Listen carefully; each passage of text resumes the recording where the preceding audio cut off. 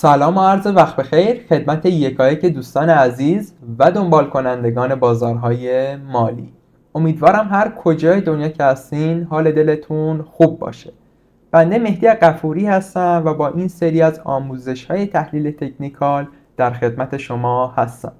توی این مبحث و این آموزش می‌خوایم بریم سراغ اندیکاتوری به نام مووینگ اوریج و با هم یاد بگیریم که مووینگ اوریج چی هست، چطور میتونیم از اون استفاده کنیم و انواع مووینگ اوریج ها رو با هم ببینیم و یاد بگیریم. خب قبل از این که بریم سراغ موضوع اصلیمون، همونطور که مستحضر هستید و اطلاع دارید و در ویدیوهای قبل دیدید، میدونید که بنده اعتقادی به اندیکاتورها ندارم و معتقدم که اندیکاتورها به تنهایی نمیتونن برای ما کاری رو از پیش ببرن و خب ما بیایم یک اندیکاتور رو به تنهایی روی چارت بذاریم و بگیم این تنها و مستقل از بقیه تحلیل تکنیکال و فاندامنتال و حالا بقیه مواردی که توی بازار هست میتونه برای ما تحلیل انجام بده، به ما سیگنال بده و ما با این سیگنال ها خرید و فروش یا تحلیل انجام بدیم و این یک نتیجه‌ای داشته باشه. به این صورت نیستش. ولی خب در مورد اندیکاتور مووینگ اوریج، حالا نه من، خیلی از بزرگان بازار، صاحب نظران و صاحب سبکان معتقدند که اندیکاتور مووینگ اوریج میتونه به عنوان یک مکمل میتونه در کنار یک سیستم معاملاتی یا در کنار شخصی که تسلطی در این بازار داره به عنوان یک مکمل عمل کنه در یک سیستم معاملاتی یا در هر جایی، یعنی مستقل نه، یعنی اینکه بیاد و به عنوان یک مکمل باشه در یک سیستم، در یک استراتژی.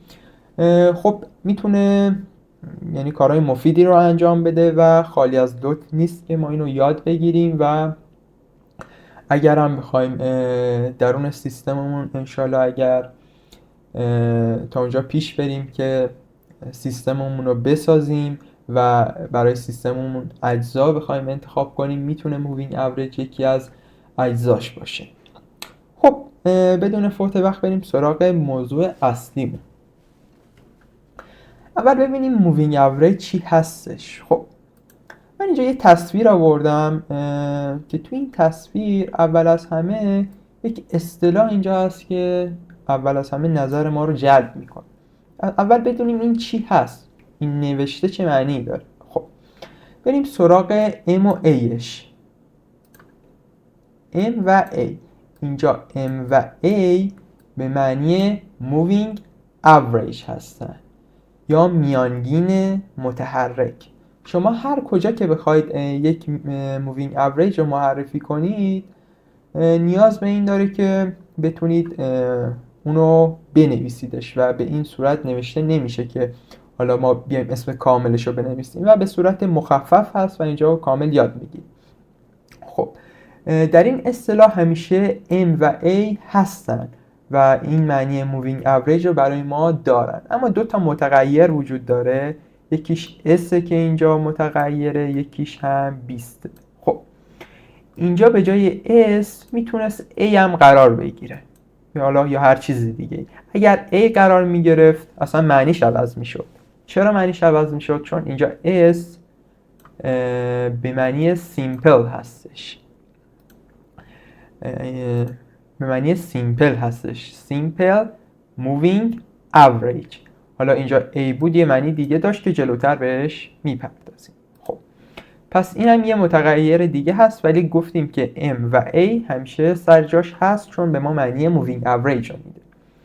و از این ور ما یه دونه پریود تایم داریم یا یک دوره داریم یا یک دوره زمانی مشخص داریم یا یک روز میشه گفت، یعنی بعضیا میگن 20 روز یا میگن هر چیز دیگه. یعنی اینجا نیستیم که کلمات رو موشکافانه نگاه کنیم که ببینیم کدام کلمه درست تره برای استفاده کردن. هر کسی یک کلمه استفاده میکنه، یکی میگه پریود، یکی میگه دوره، یکی میگه دوره زمانی، یکی میگه روز. و حالا شاید شما اگر توی کتاب ها برید و بخونید این دوره رو معمولا میگن روز. چرا؟ چون حالا اکثر کتاب ها کلاسیک هستن و در اون زمان حالا در یه خورده قدیمتر بازار به این حالت نبوده که یعنی همه تریدرها بتونن در تایم های پایین کار کنن. در تایم مثلا پایین منظورم 1 دقیقه، 5 دقیقه، 15 دقیقه هستش و اکثر معامله‌گران در تایم های بالا کار میکردن و عرف بوده که در تایم دیلی کار میکردن و در تایم دیلی هم هر یک کندل برابر بوده با 24 ساعت و به خاطر اینه که به هر یک دوره در مووینگ اوریج میگن یک روز. یعنی میخواستن، یعنی منظور اینه که یک کندل در تایم فریم دیلی. خب یا هم که میشه گفت یک دوره. زمانی که ما میگیم یک دوره یعنی یک کندل، میگیم یک روز یعنی یک کندل، میگیم پریود یک، باز هم همون یک کندل رو معنی میده. حالا چه تایم فریم ما 5 دقیقه باشه، چه 15 دقیقه باشه یا دیلی باشه. خب پس این از این و حالا معنی اینو به صورت کلی فهمیدیم. پس simple moving average این 20 هم که پریود زمانیشه. خب برای اینکه بهتر متوجه بشیم بیایم اینجا چند تا مثال بزنیم. شما فرض رو بگیرید در این قسمت 4 ما یک سری نوسانات قیمتی داریم. خب ما بیایم 2 تا خط افقی در نظر بگیریم و از اینجا تا اینجا رو بگیم یک دوره زمانی مشخص هستش. خب این دوره زمانی مشخص ما مثلا میگیم 30 کندل. در این 30 کندل و این نوساناتی که وجود داره در این دوره زمانی مشخص میخوایم یک میانگین بگیریم و خودش الان برای ما یک میانگین گرفته و این شده میانگین ما نسبت به این نوسانات. خب یه مثال دیگه بزنیم. فرض رو بر این بگیریم که بازار در یک حالت کارکتیو در حال حرکته. این در حالت کارکتیو در حال حرکته و میایم یک دوره زمانی مشخص یا یک پریود تایم رو براش مشخص میکنیم. مثلا یک دوره زمانی 40 کندله. خب و به ما میگن که توی این دوره زمانی 40 کندله با نسبت به این نوسانات و سقف و کف ها بیا یک میانگین براش در نظر بگیر. خب من میخوام یک میانگین بکشم. به چه صورت میشه؟ میام از اینجا و به اینجا یک خط میکشم، این میشه میانگین ما توی این به قولن حرکت کارکتیو بازار. خب و نسبت به این سقف و کف ها و این میانگینی که الان کشیدم چه اتفاقی افتاده، چه کاری رو برای ما انجام داده؟ اول از همه اومده نویزهای بازار رو حذف کرده. یعنی این قله و به قولن این قله و کف ها رو برای ما حذف کرده و این نوسانات رو به شکل یک خط برای ما در آورده. خب این اتفاقی بود که افتاده و یه جورایی برای ما یک میانگین گرفته در یک پریود تایم بگیم یا یک دوره زمانی مشخص 40 کندلی که خودمون میتونیم اینو مشخص کنیم برای به قولن این اندیکاتورمون که مووینگ اوریج باشه. خب زمانی که ما میگیم یک پریود 20 کندلی یا یک دوره 20 کندلی یعنی چی؟ یعنی این که زمانی که ما در لایو بازار قرار داریم این اندیکاتور ما سیمپل مووینگ اوریج ما میاد و نسبت به 20 کندل قبل خود، یعنی 20 کندل قبل خودش رو محاسبه میکنه و نسبت به اون 20 کندل یک بازه زمانی مشخص رو تعیین میکنه.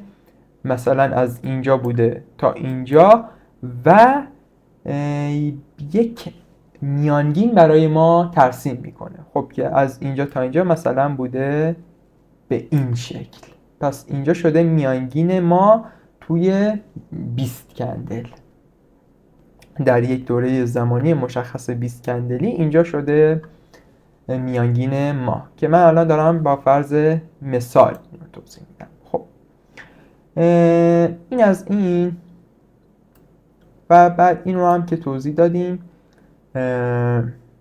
باز میایم میگیم که در یک به اندیکاتورمون میگیم اینجا لایو بازاره نسبت به 30 تا کندل قبل خودش، مثلا تا اینجا بوده 30 تا کندلش، بیاد برامون یک میانگین رسم کنه، میاد و برامون یک میانگین رسم کنه. این میشه یک simple moving average که با پریود C بوده. خب این از این. حالا یه توضیح لغتی هم بدیم در موردش که کامل جا بیفته و ببندیم این مبحث رو. خب در لغت مووینگ اوریج اندیکاتوری برای فیلتر کردن برای فیلتر کردن نوسانات قیمت و گرفتن میانگینی از قیمت در یک بازه زمانی مشخص. یعنی دقیقا همون چیزی که توضیح دادیم، میاد و برامون فیلتر میکنه اون نوسانات رو به شکل یک خط در میاره در یک بازه زمانی مشخص که ما تعیینش میکنیم که اینجا مثلا 20 بوده، میتونسته 40 باشه، میتونسته 200 باشه، اینا اصلا مهم نیست. خب این از این. حالا اگر به قولن موضوعی بود که کامل جا نیفتاده بود یا کامل اونو درک نکردید، حتما توی کامنت ها بپرسید، من سعی میکنم بخونم و همشو جواب بدم، چون خیلی مهمه این مبحث مووینگ اوریج ها و در آینده در مباحث دیگه هم به کارمون میاد و بهش نیاز داریم. خب اگه کامل جا نیفته برامون خب به مشکل میخوریم.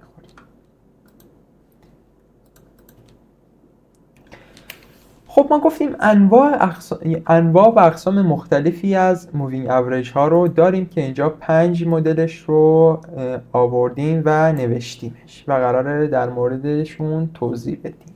خب در نوشته 1 ما سیمپل مووینگ اوریج رو داریم، همونطور که در تصویر قبل هم دیدید به شکل SMA نوشته شده بود. میبینید که در همه مووینگ اوریج ها ما اسم کامل اون رو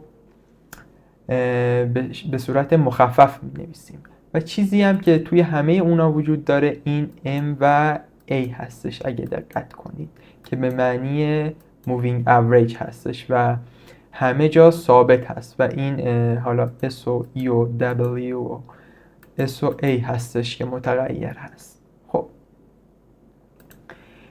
پس اینجا داشتیم SMA به معنی Simple Moving Average که از اول Simple Moving و Average گرفته شده. خب در شکل 2 ما EMA رو داریم که از اول Exponential Moving Average گرفته شده. Exponential Moving Average به چه معنی هستش؟ Exponential Moving Average در لغت میشه گفت که میانگین متحرک نمایی. خب این از این و بریم سراغ بعدی WMA که از weighted گرفته شده، weighted moving average. این W از weighted، این M از moving، A از average و اینجا هم میشه weighted moving average یعنی میانگین متحرک وزنی. خب اینجا هم که داشتیم exponential به معنی نمایی یعنی میانگین متحرک نمایی. Exponential moving average میانگین متحرک نمایی. weighted moving average میانگین متحرک وزنی. خب حالا دونستن اسم اینا مهمه. خب بعد اینجا باز S M M A رو داریم. خب smoothed moving average این S moving average. خب اینجا smoothed به معنی هموار هستش، یعنی میانگین متحرک هموار. حالا این اسمایی رو که میگیم وزنی، نمایی، هموار یه دلیلی داره، به خاطر فرمول و نوع محاسبش هستش که جلوتر با هم دلیلش رو میفهمیم و میخونیم. و در اینجا ما AMA رو داریم که به معنی adaptive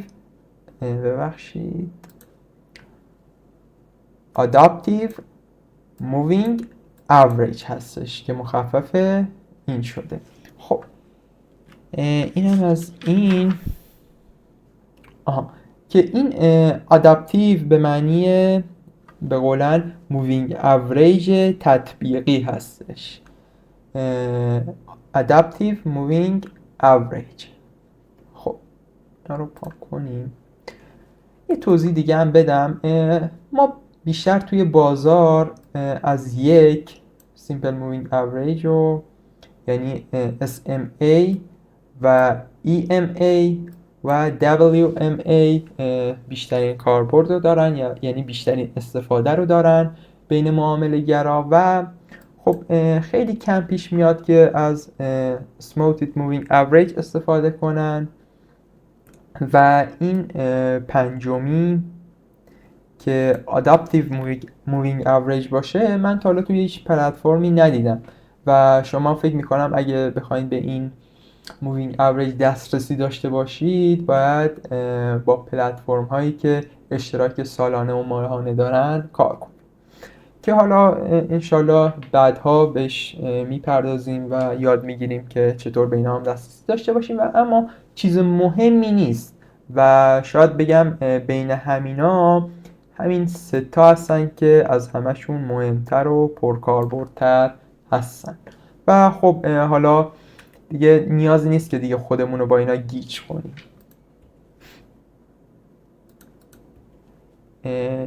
اینم از این. خب رسیدیم به simple moving average.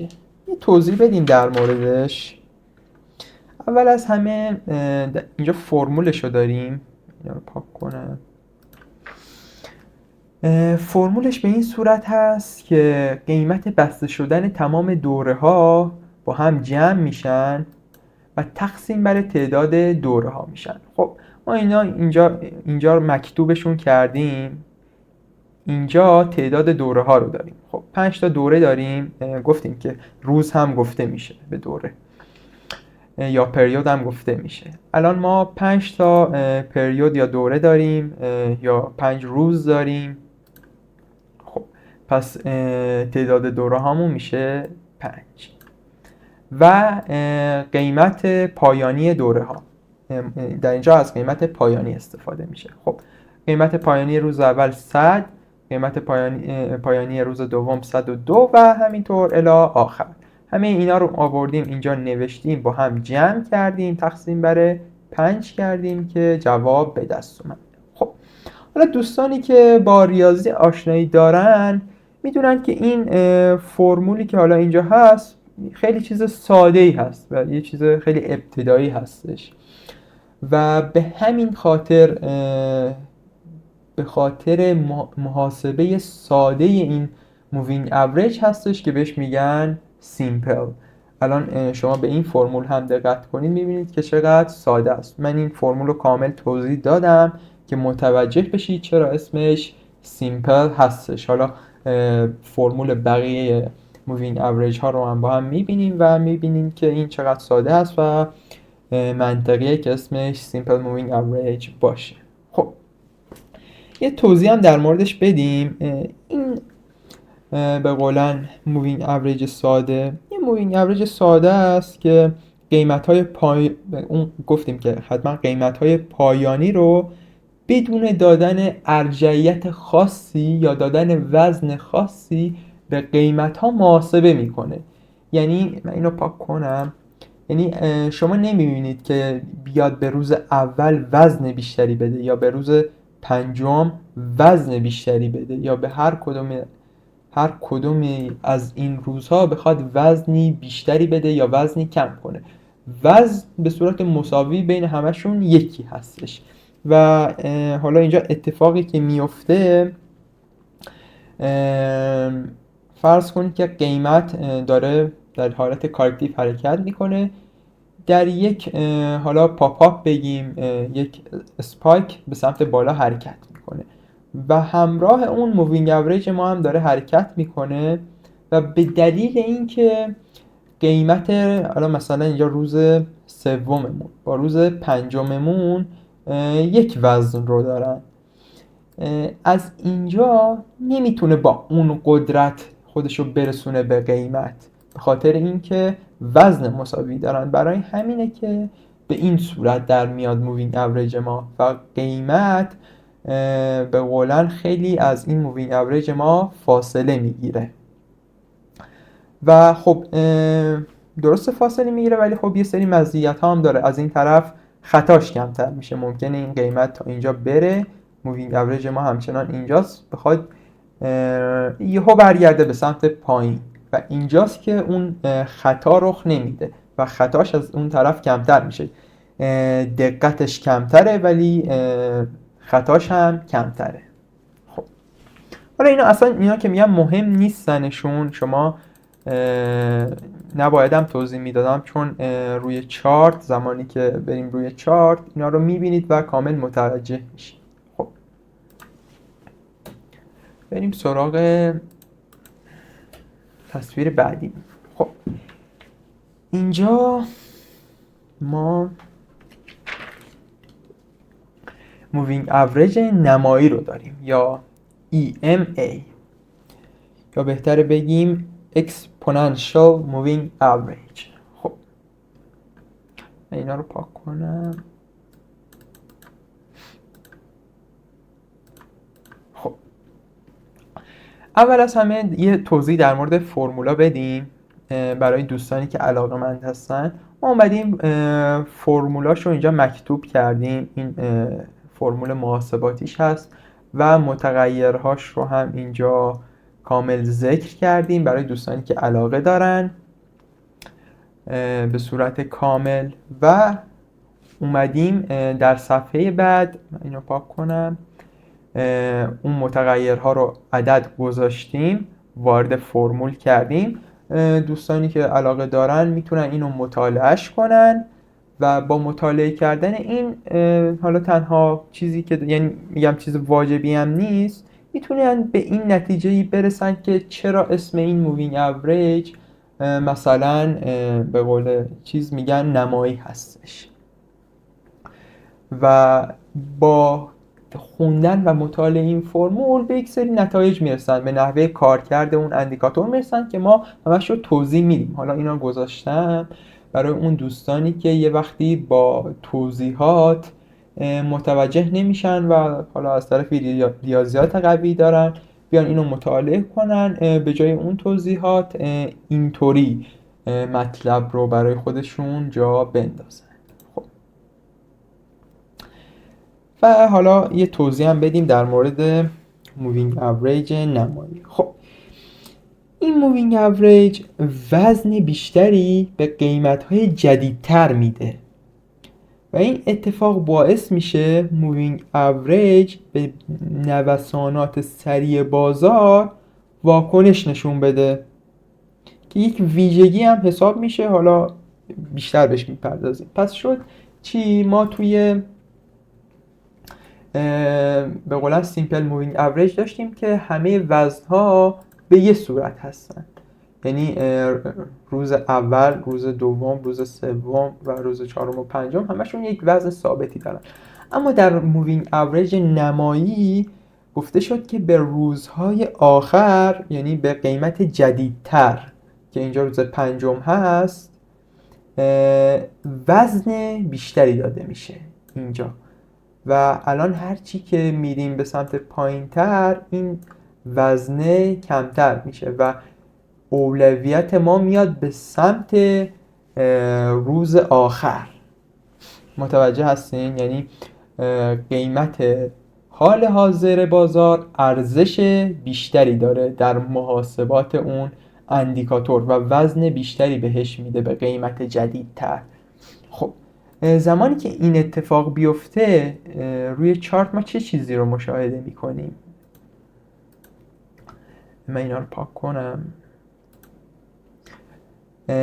این چه اتفاقی میفته دقیقا؟ خب فکر کنین این قیمت ماس یه حالت کارکتیو داشته و در یک پاپ به سمت بالا حرکت میکنه یا در یک حرکت ایمپالسیو بهتر بگیم. خب این هم مووینگ اوریج ما هستش. حالا تا قبل یعنی یک روز مونده به آخر. خب مووینگ اوریج ما گفتیم که به قیمت آخر وزن بیشتری رو میده، یعنی به قیمت های آخر بازار. زمانی که این اتفاق میفته حساسیت بیشتری به نویزهای بازار داره، یعنی به تحرکات بازار داره. خب الان اینجا بازار یک تحرک سریع به سمت بازار داشت، یک اسپایک سریع به سمت بالا داشت و به همین خاطر این به قولن مووینگ اوریج ما با سرعت خودش رو به قیمت میرسونه، برخلاف سیمپل مووینگ اوریج که در سیمپل مووینگ اوریج به این صورت بود که نمیتونست خودش رو به قیمت برسونه به خاطر نوع محاسباتیش. اما اینجا به خاطر نوع محاسباتیش قیمت خودش رو اندیکاتور خودش رو خیلی سریع به قیمت میرسونه. اما اینجا اتفاقی که میفته، دقت اینجا گفتیم میره بالاتر، این ور گفتیم دقت میاد پایینتر. چون اینجا دقت میره بالاتر خطا هم میره بالاتر. اینجا دقت میومد پایینتر، خطا هم میومد پایینتر. چرا؟ چون الان اینجا هست شاید قیمت از همینجا باز بخواد بریزه و اینم باز دوباره چون به قیمت لحظه حساسیت داره پشتبندش میاد به سمت پایین و اینجا میبینیم که یک خطا به وجود آورده برای ما. پس تعداد خطا هم میره بالا. اگه دقت بره بالا تعداد خطا هم همراهش رفته بالا.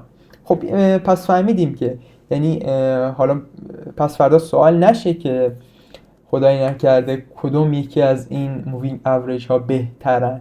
پس ما متوجه شدیم هر مووینگ اوریجی یک ویژگی داره و هر ویژگی در کنارش یک معایبی هم داره و ما باید نسبت به دیدگاه خودمون به بازار و چیزی که نیاز داریم انتخاب کنیم از بین اینا و هیچ بهتر و بدتری بین اینا وجود نداره. یعنی باید ببینیم ما خودمون چی لازم داریم. خب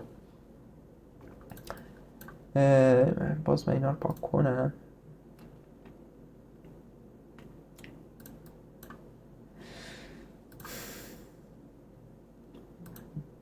خب این هم شد از میانگین نمایی. خب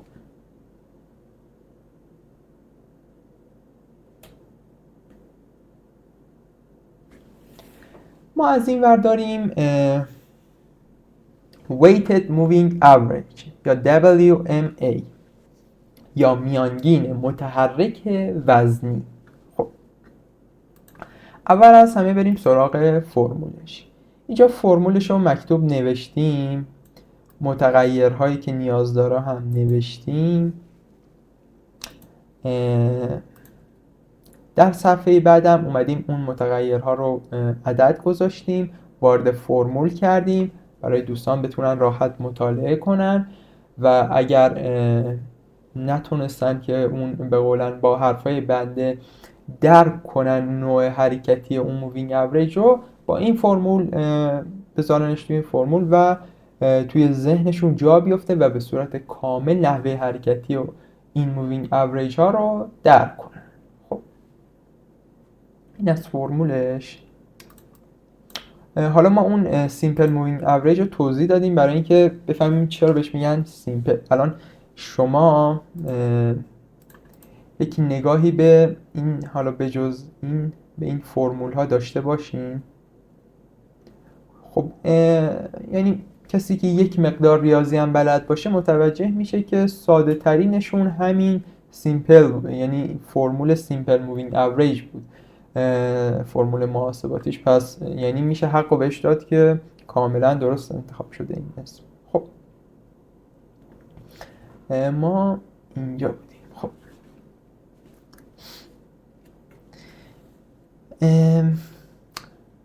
اینو بیارم.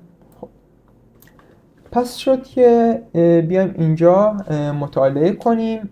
اگر متوجه نشدیم الان من توضیح میدم، یعنی اگر کسی متوجه نشد اول بیاد این فرمول رو مطالعه کنه و اگر باز هم متوجه نشد دیگه حتما سوالش رو یا توی تلگرام از خود بنده یا زیر همین پست بپرسه که چیزی جا نمونه.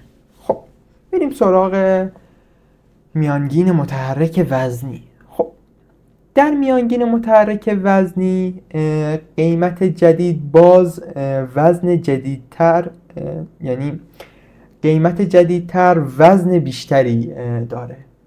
یعنی دقیقا مثل همون نمایی، یعنی که مووینگ اوریج ما در قیمت های جدید وزن بیشتری دارد. این جمله خیلی آشناست که مووینگ اوریج ما در قیمت های جدید وزن بیشتری دارد. خیلی شبیه اون جمله هست که در مورد exponential moving average گفتیم یا مووینگ اوریج نمایی. خب این هم دقیقا در مورد به قولن مووینگ اوریج وزنی هم صدق میکنه. یعنی هر جفت اینا، مووینگ اوریج نمایی و مووینگ اوریج وزنی، جفتشون به قیمت‌های آخر، به دیتاهای جدید وزن بیشتری میدن و جفتشون یه جورایی دارن یک کار رو انجام میدن. اما خب سوالی که شاید پیش بیاد اینه که پس فرق اینا توی چیه؟ ما باید فرق به قولن وزنی و نمایی رو از کجا بدونیم؟ خب یه سری فرقا دارن، فرقای ریز که من خدمتتون عرض میکنم. خب اول از همه در مووینگ اوریج وزنی کاهش قیمت، خب من اینجوری در نظر بگیریم، اینجا قیمت‌های قبل‌تره، اینجا قیمت‌های جدیدتره. همونطور که مشاهده می‌کنید این فلش، در آخر فلش ما داریم نسبت به قیمت‌های جدیدتر وزن بیشتری رو میدیم نسبت به این فلش. خب ما هر چی که به قیمت‌های جدیدتر وزن بیشتری میدیم، از این طرف از قیمت‌های گذشته بازار داریم، یعنی باید از اونا هم کم کنیم. خب الان ما از این مثلا به قیمت آخر بازار، دیتای آخر بازار بیشترین وزن رو دادیم و از این طرف باید از قیمت گذشته بازار وزن رو کم کنیم که اون تعادل برقرار بشه. خب اما اتفاقی که اینجا میفته این گرفتن وزن از گذشته بازار هستش که فرق این دو مووینگ اوریج رو با هم مشخص میکنه. خب گرفتن وزن در مووینگ اوریج وزنی به صورت خطی اتفاق میفته. حالا اینا توی ریاضیات هست، حالا دوستانی که با ریاضیات آشنا دارن کامل متوجه میشن. پس گفتیم در میانگین متحرک وزنی به صورت خطی این وزن گرفته میشه از گذشته چارت و در میانگین متحرک نمایی به صورت نمایی گرفته میشه این وزن از گذشته چارت. خب حالا شاید بعضیا فرقش رو ندارن، خب بگن حالا خطی و نمایی چه فرقی داره، در هر صورت گرفته میشه.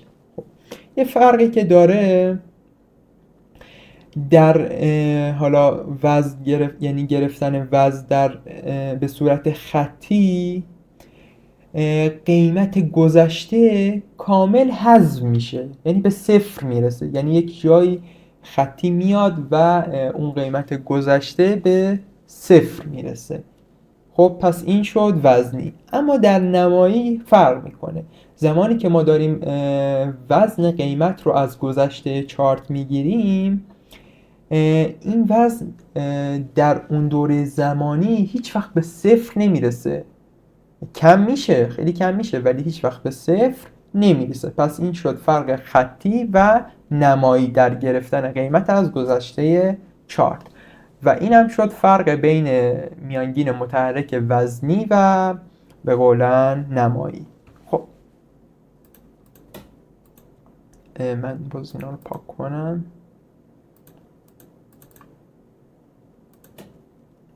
خب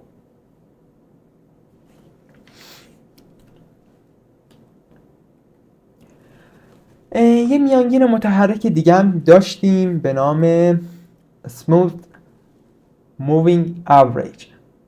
Smooth Moving Average SMMA. خب که میشه گفت میانگین متحرک هموار.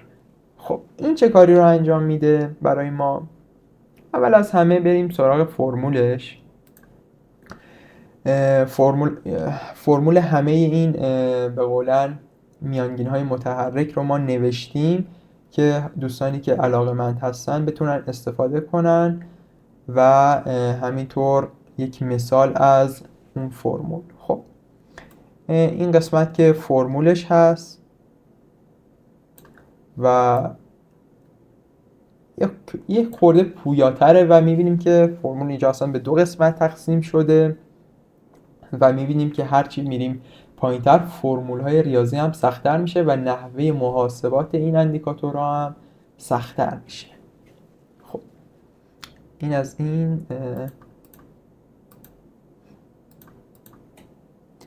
و اینجا اومدیم عددا رو نوشتیم، مکتوب کردیم و جایگذاری کردیم داخل فرمول و کامل شما میتونید مشاهده کنید. نیاز به علم ریاضی خاصی هم نداره. به همین اندازه که جمع و تفریق و سیگما و اینا رو بلد باشین به راحتی میتونین این عددا رو مطالعه کنید و توی ذهن خودتون درکش کنید. خب این از فرمولش. حالا من توضیحش رو میدم که کامل جا بیفته. خب در مورد مووینگ اوریج هموار. خب این مووینگ اوریج برای کاهش نویز در داده های قیمتی استفاده میشه. یعنی اون مووینگ اوریج اصلا فلسفهش اینه ازش استفاده بشه که اون خط مووینگ اوریج نویز کمتری داشته باشه یک جورایی. اصلا فلسفهش اینه. خب برای کاهش نویز در داده های قیمتی استفاده می شود تا یک خط روانتر با موجهای کمتر داشته باشیم. الان من روی چارت براتون توضیح میدمش. یعنی میگه فلسفهش اصلا اینه، یعنی کاری که قراره انجام بده اینه که ما یک قیمت داریم، جدا از این که این قیمت چه نویزهایی داره، چه به قولن سقف و کف هایی داره، هدف نهایی این اندیکاتور و این مووینگ اوریج این هستش که با محاسباتش یک به قولن مووینگ اوریج به ما بده که شامل نویز زیادی نباشه و یک به قولن خط هموار باشه و میخواد این نویزهایی که الان اینجا میبینید دوست داره که به سمت این بره که صاف بشه این به قولن خط مووینگ اوریج. یه بار دیگه هم توضیح میدم. برای کاهش نویز در داده های قیمتی استفاده میشه که بتوان خط، یعنی اون به قولن خط چیزمون دیگه، خط مووینگ اوریجمون رو که بتوان یک خط روانتر با موجهای کمتر داشته باشیم. خب اما میاد چیکار میکنه که بتونه این اتفاق رو رقم بزنه؟ میاد تأثیر قیمت‌های قدیمی‌تر رو به تدریج کاهش میده. درسته؟ اگه یادتون باشه در بقیه مووینگ اوریج ها می اومدن به دیتاهای جدیدتر وزن بیشتری رو میدادن، اما اینجا میاد به دیتاهای قدیمی که وجود داره وزنشون رو کم کم کاهش میده. به همین خاطر هستش که نوسانات لحظه‌ای قیمت نمیتونه در لحظه روی مووینگ اوریج ما تاثیر بسزایی بذاره، به خاطر اینکه به قولن وزن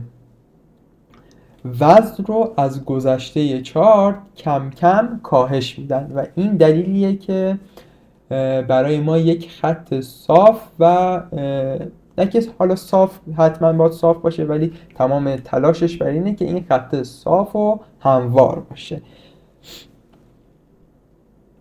و گفتیم که میاد و تاثیر قیمت‌های قدیمی رو به تدریج کاهش میده. و حالا اینو هم در نظر داشته باشین، من میگم میاد به تدریج کاهش میده، این الان مثلا دیتاهای قدیمی چارت هست، در اون بازه هیچ وقت به صفر نمیرسه. ما همیشه به قولن اون یک وزنی دارن اون قیمت ها و هیچ وقت اون وزنه صفر نمیشه و فقط میاد و در یک الگوریتم خاص وزن قیمت های گذشته رو به تدریج کم میکنه که در آینده اون خط مووینگ اوریج ما تاثیرگذار باشه و با هر به قولن نوسان و هر پاپ و هر حرکت ناگهانی این خط مووینگ اوریج ما به سمت اون قیمت حمله ور نشه. خب این اتفاق که بیفته پشتبندش سری ویژگی و معایب هم به وجود میاد. خب شما فرض رو بر این بگیرید که ما یک مووینگ اوریج داریم. الان اینجا قیمت ما الان این مووینگ اوریج ما هستش، قیمت ناگهان به سمت بالا حرکت میکنه. اتفاقی که میفته یک فاصله زیادی بین قیمت و مووینگ اوریج ما به وجود میاد و یک جورایی میشه گفت خطای محاسباتی اون بالا میره. یعنی منظور از خطا این نیست که خطا داشته باشه، یعنی منظور از اینه که دقتش میاد پایین، یه جورایی دقت رو میاره پایین برای ما، ولی از اون طرف دیگه خطایی هم نداره، یعنی قیمت رفته این بالا شارپ هم برگرده پایین پیش قیمت قبلی خودش در همون لول قیمتی خودش، یه جورایی هیچ خطایی اتفاق نیفتاده. پس اینجوری در نظر میگیریم اگر خطای محاسباتی هم وجود نداشته باشه پس دقت هم پایین است. اینجوری اگر دقت پایین هست خطای محاسباتی هم وجود ندارد، اگر دقت بالا هست احتمال خطای محاسباتی هم بالا هست. خب این از این. حالا اینا رو ما دقیق‌تر روی چارت به صورت کامل توضیح میدیم که جا بیفته و فکر میکنم هم تا الان چیز خاصی نبوده که بگیم خیلی سخت بوده که جا نمی افتاده یا نیاز به جلسه دیگه ای داشته باشه برای توضیحش. خب اینجا میرسیم به Adaptive Moving Average که با A نشون داده میشه. خب الان شما اینجا ببینید که با 3 فرمول محاسباتی حساب میشه و این مووینگ اوریجی هستش که توی هر پلتفرم معاملاتی شما نمیتونید پیداش کنید و اگر مثلا شما بخواید از این مووینگ اوریج استفاده کنید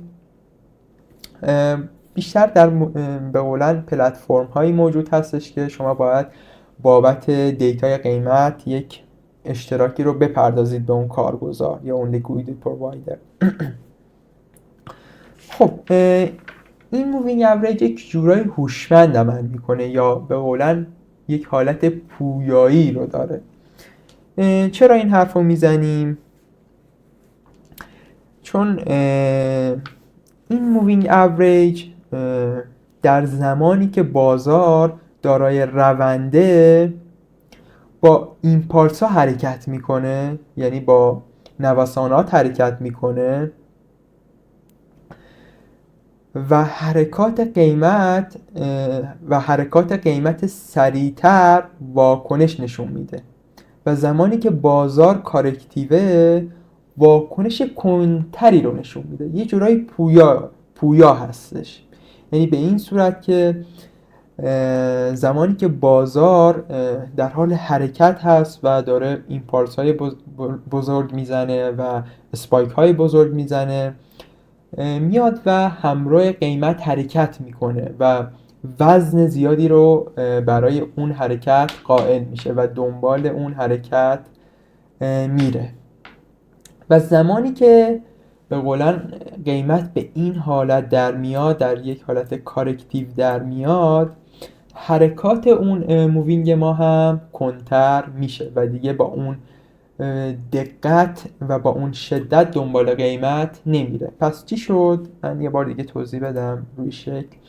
زمانی که قیمت یک حالت کارکتیو داره، مووینگ اوریج ما به این صورت کند عمل میکنه، طوری نیستش که خیلی حساس باشه به این به قولن نویزها، بخواد پیرو این نویزها باشه. ولی زمانی که قیمت وارد فاز ایمپالسی خودش میشه و یک حالت رونداری پیدا میکنه و قیمت اسپایک میزنه و بازاری حجمی میخوره، اون لحظه این مووینگ اوریج شارپتر عمل میکنه و به این دیتای قیمتی وزن بیشتری میده و پیرو اون عمل میکنه و به همین خاطر هستش که میگیم هوشمند هستش و یک حالت پویایی داره در حرکاتش. خب و فکر میکنم در مووینگ اوریج ها این مووینگ اوریج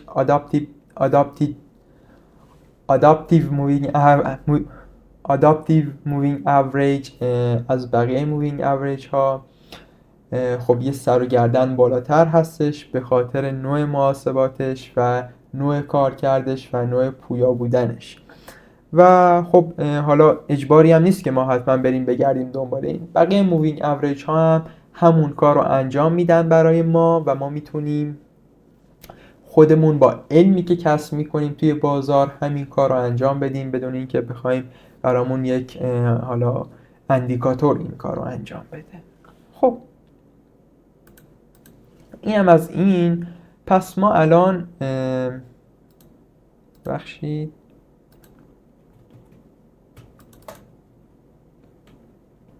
با انواع مووینگ اوریج ها رو، یعنی انواع مووینگ اوریج ها رو یاد گرفتیم، اسمشون رو فهمیدیم، نحوه کارکرد اونا رو فهمیدیم و باشون آشنا شدیم و فرمول های ریاضیشون هم اینجا در دسترسه. حالا اگه نیازی بود من اینو توی به قولن جزوه رو توی تلگرام قرار میدم برای دوستانی که بخوان از این فرمول ها استفاده کنن. خب اینجا بریم یک مقایسه‌ای داشته باشیم از این انواع مووینگ اوریج ها. خب اومدیم اینجا اول انواع مووینگ اوریج ها رو نوشتیم، از سیمپل مووینگ اوریج نوشتیم تا آداپتیو مووینگ اوریج. خب اول از همه اومدیم از نظر وزندهی به داده ها بررسیشون کردیم. خب در مورد SMA وزن برابر به همه داده ها. خب توضیح دادیم کامل در مورد این که سیمپل مووینگ اوریج میاد به همه داده ها وزن برابری رو میده و از این طرف روی EMA به این صورت وزنش که وزن بیشتری به داده های جدید میده، همونطور که توضیح دادیم. و روی WMA گفتیم که وزن خطی به داده های جدیدتر. خب ما گفتیم که اینجا هم به همون صورت وزنی به داده های جدیدتر هست ولی به صورت خطی و توضیح دادیم که خطی و به قولن نمایی چی هستش. خب و روی Adaptive Moving Average به صورت تطبیقی بر اساس نوسانات هست که توضیح دادیم همین الان به چه صورت هست. واکنش به تغییرات. خب واکنش به تغییرات توی SMA کند هستش، همونطور که گفتیم توضیح دادیم. اگه اینجا قیمت باشه مووینگ اوریجمون کندتر هست و همراه قیمت حرکت نمیکنه. در در EMA سریعتر از SMA هستش. خب خود SMA Simple Moving Average رو که گفتیم الان EMA سریعتر از SMA هستش و بعد WMA که سریعترینشون WMA هستش. سریعترین یعنی چی؟ یعنی این که زمانی که قیمت یک حرکتی رو شروع میکنه در بین بقیه مووینگ اوریج ها مووینگ اوریج وزنی هستش که سریعتر از همشون خودش رو به قیمت میرسونه. و در مورد واکنش به تغییرات گفتیم که تطبیقی و متعادل هست در مورد AMA.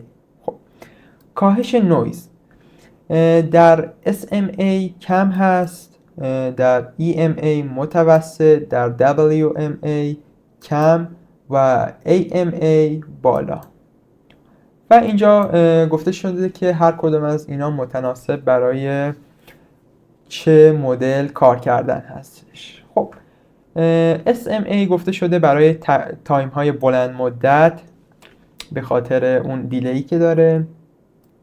برای تحلیل های کوتاه مدت EMA، تحلیل های سریع WMA و تمام شرایط بازار، یعنی دیگه گفتیم که پویا هست و در همه شرایط بازار کارایی داره. خب اینا رو هم پاک کنیم. خب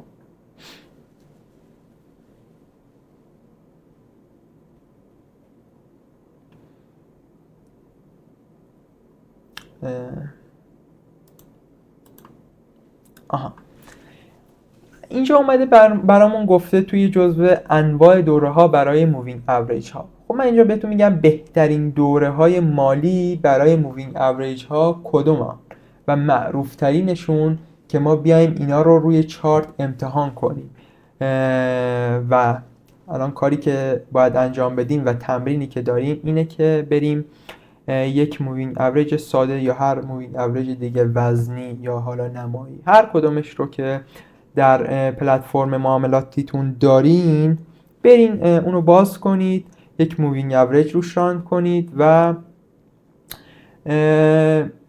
اینطوری در نظر بگیرینش که مووینگ اوریج 4 یعنی پریود 4، پریود 5، 9، 10، 15، 18، 20.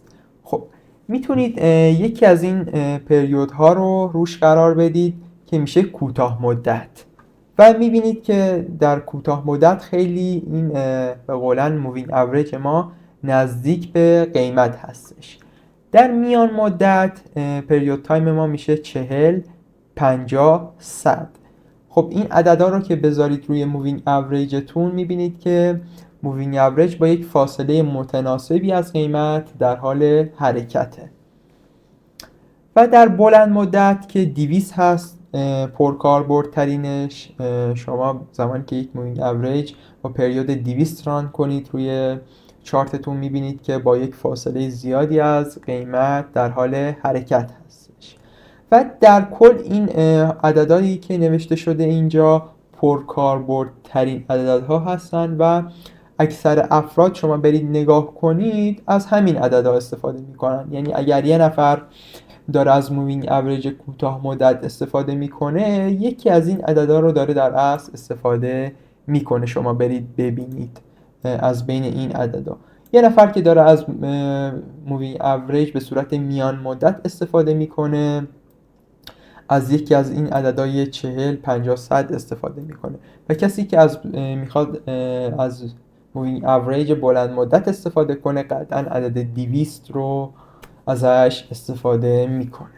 خب این هم از این مطلب خاص دیگه ای نمیمونه توی این قسمت و حالا سعی کردیم به ساده ترین شکل ممکن اینا رو توضیح بدیم و طوری باشه که برای همه قابل درک باشه و چیزی که از شما میخوام اینه که توی این جلسه برید اینا رو تمرین کنید روی چارت و تا جلسه بعد که میریم روی چارت خودمون یکی یکی اینا رو بازش میکنیم و روی چارت قابلیتشون، نحوه کار کردنشون، چطور ازشون سیگنال بگیریم، چطور باشون معامله کنیم و همه اینا رو روی چارت یاد میگیریم. ولی تا الان شما باید به این پختگی رسیده باشید که بدونید مووینگ اوریج چی هستش، به چه صورت کار میکنه، هر یک از این مووینگ اوریج هایی که اینجا نوشته شده چه معنی و چه کاربردی دارن. اگر متوجه نشدید گفتم سوال کنید یا در تلگرام بنده یا زیر همین پست سوالتون رو بذارید، من کامل خدمتتون توضیح میدم. یا هم این که گفتم دوستانی که علاقه‌مند به ریاضی هستن یا ریاضیاتشون قویه میتونن بیان و حالا ما اینجا به دلیل کمبود وقت نمیتونیم این کار رو انجام بدیم مگه اینکه تعداد قسمت ها رو زیادتر کنیم. اگر دیدیم افراد متوجه نمیشن میایم همین کار رو میکنیم، ولی خب فکر میکنم تا همین اندازه کفایت میکرد. خب میایین و به قولن الان شما این فرمول رو در نظر میگیرین، متغیرها رو میخونین، اینجا براتون نوشته شده، کامل مکتوب نوشته شده، متغیرها رو نوشتن در فرمول قرار دادن، شما اینو یک مطالعه دارید روش به اندازه که درک کنید چی به چی بوده. زمانی که درک کردید اون موقع توی ذهنتون در ناخودآگاهتون یک تصویر شکل میگیره و کامل نوع حرکت و قابلیت این مووینگ اوریج ها رو متوجه میشید. امیدوارم که شب و روز خوبی رو داشته باشید و خدا نگهدار.